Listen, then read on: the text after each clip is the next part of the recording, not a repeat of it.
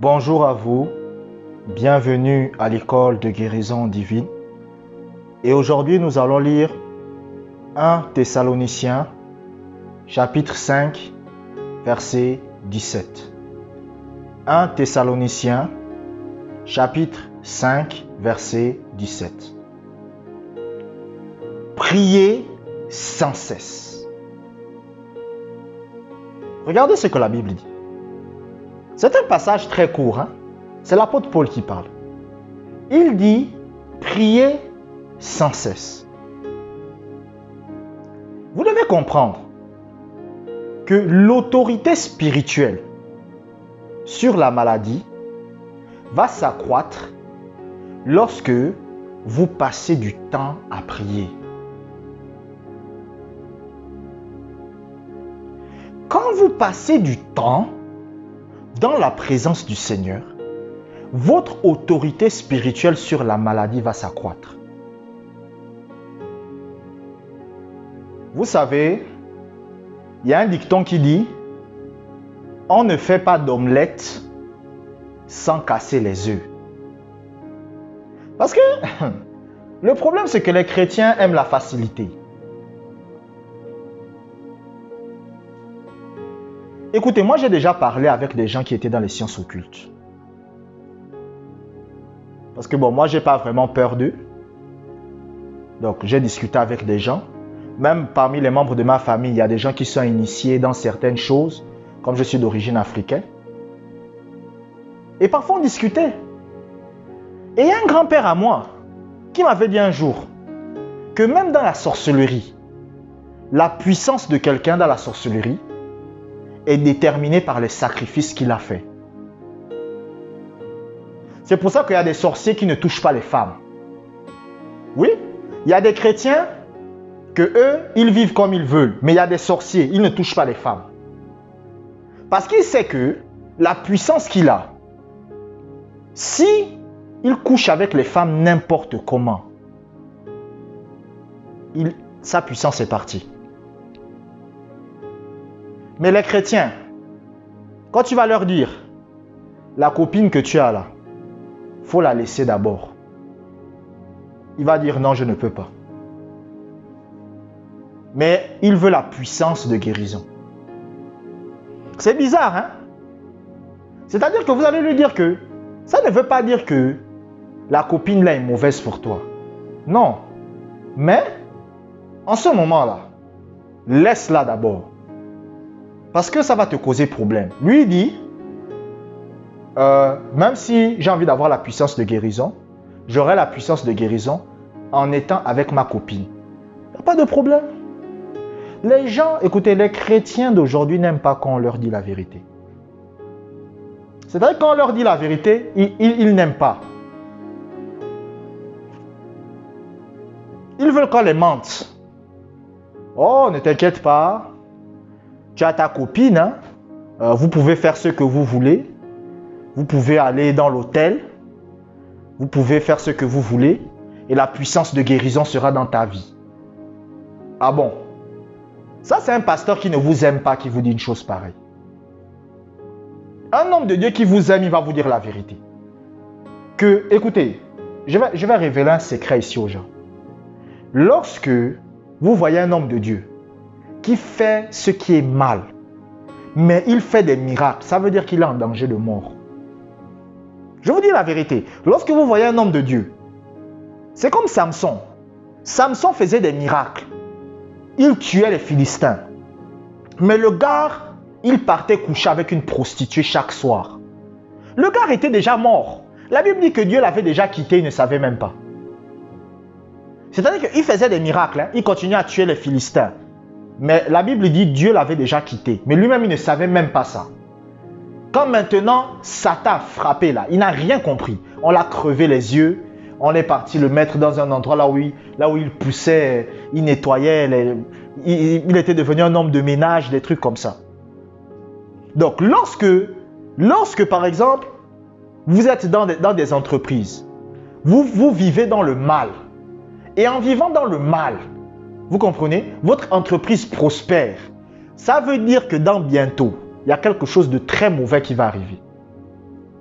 Je vous dis la vérité. Si vous êtes vraiment un enfant de Dieu, parce qu'il y a des gens, c'est comme ça. Oh oui, c'est vrai que je vole dans mon entreprise. Je vole de l'argent dans mon entreprise. Oh, j'ai détourné 1 million il y a de cela 3 mois. Voilà, il n'y a aucun problème. Dieu me rend prospère, je construis les maisons. La Bible dit, ça veut dire que ce qui va vous arriver là, ce sera bizarre. Écoutez, la puissance de guérison de Dieu grandit dans votre vie en ayant des temps de prière. Des temps de prière, c'est quoi? Ce n'est pas des temps où vous venez devant Dieu et vous commencez à crier, à bouger les bras, à transpirer, à crier dans toute la maison. L'homme avec qui vous vivez se réveille, les enfants se réveillent. C'est pas ça la prière, ça. Ça, c'est pas la prière. Prier, c'est passer du temps avec Dieu. La prière, c'est lorsque vous venez, vous vous mettez à genoux et vous passez du temps en silence devant Dieu. C'est ça qu'on appelle prier. Les gens confondent prier et demander. C'est ça le problème. Les gens confondent prier et demander. Dans la prière, vous pouvez demander quelque chose. Est-ce que vous comprenez? Mais demander quelque chose, c'est pas ça la prière. Prier, c'est passer du temps avec Dieu. C'est-à-dire que c'est un temps que vous mettez de côté où vous êtes en silence devant Dieu. Si vous ne restez pas en silence devant Dieu, priez en langue. Lorsque l'apôtre Paul venait devant Dieu, au lieu de commencer à raconter sa vie, il faisait quoi? Il priait en langue. Il va dire aux Corinthiens que dans l'église de Corinthe, il n'y a personne qui prie en langue plus que moi. Je prie en langue plus que vous tous. Donc, l'apôtre Paul ne passait pas du temps à commencer à transpirer. Non, il priait en langue. Si vous ne priez pas en langue, passez du temps en silence devant Dieu. C'est-à-dire, mettez-vous à genoux et passez du temps en silence devant le Seigneur.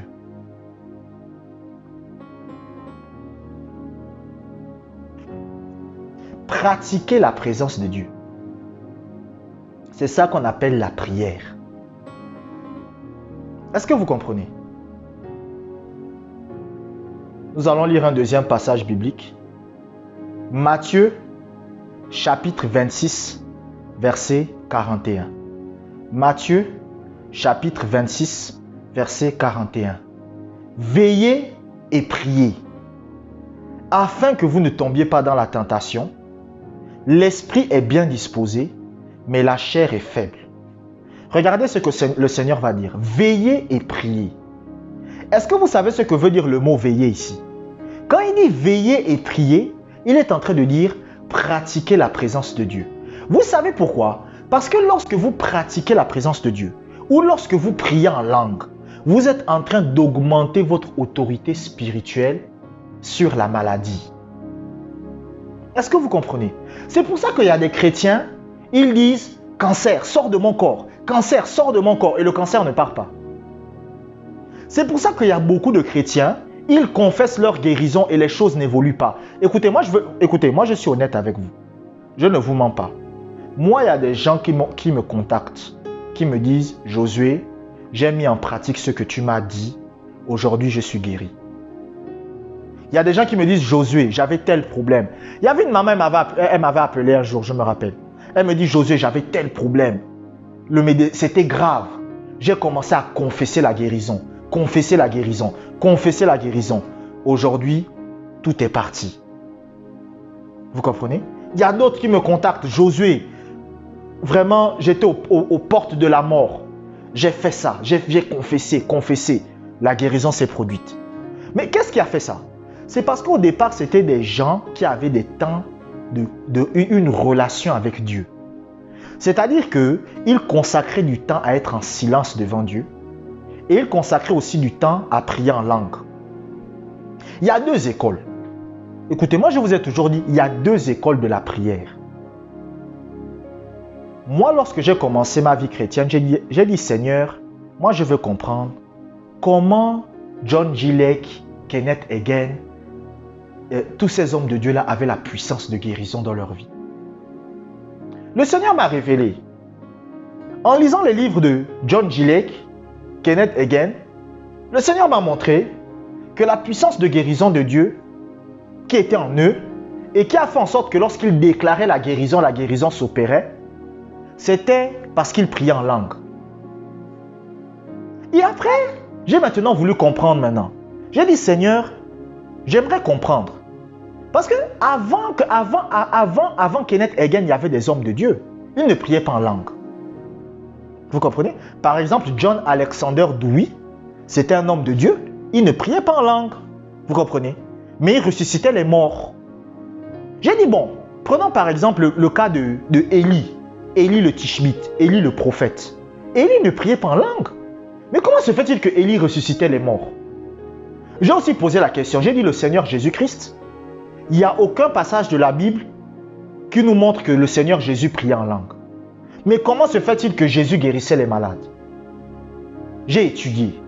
Et c'est là que le Seigneur m'a révélé que même si un chrétien ne prie pas en langue, il peut opérer dans la puissance de guérison. Et comment il peut opérer dans la puissance de guérison? C'est en apprenant à rester en silence devant Dieu. Donc ce sont ces deux écoles que le Seigneur m'a révélées. Il m'a dit, c'est maintenant à toi de faire ton choix. Tu peux choisir de prier en langue. Si tu pries en langue, tu auras la puissance de guérison. Si tu pratiques aussi la présence de Dieu, c'est-à-dire si tu restes aussi en silence devant moi, tu auras la puissance de guérison. Donc c'est à toi de choisir. Choisis le chemin que tu veux prendre. C'est pour ça que moi parfois, il y a des temps, je vais dire, tout ce mois-là, tout le mois-là, je vais pratiquer simplement la présence de Dieu. C'est-à-dire, je viens devant Dieu et je reste en silence. Je peux aussi dire que le mois qui va suivre, là je vais maintenant prier en langue. Ça dépend de moi. Parce que ces deux méthodes de prière permettent l'augmentation de votre autorité spirituelle sur la maladie.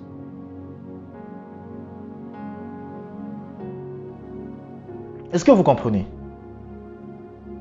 Catherine Kuhlman ne priait pas en langue. Est-ce que vous comprenez? Catherine Kuhlman, c'était une femme de Dieu, elle ne priait pas en langue.